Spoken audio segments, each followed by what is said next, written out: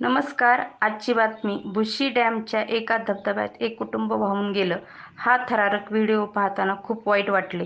लहान मुले, महिला, पुरुष एकमेकांना धीर देत मदतीची वाट पाहत होते, पण त्यांना मदत मिळाली नाही असे व्हिडिओवरून दिसते.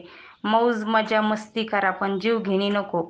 पावसाळ्यात प्रवाहाचा जोर कुठे, कसा व कधी वाढेल हे सांगता येत नाही. भले भले पोहणारे सुद्धा वाहून जातात. अनोळखी ठिकाणी जाऊ नका. आपल्या कुटुंबाची काळजी घ्या.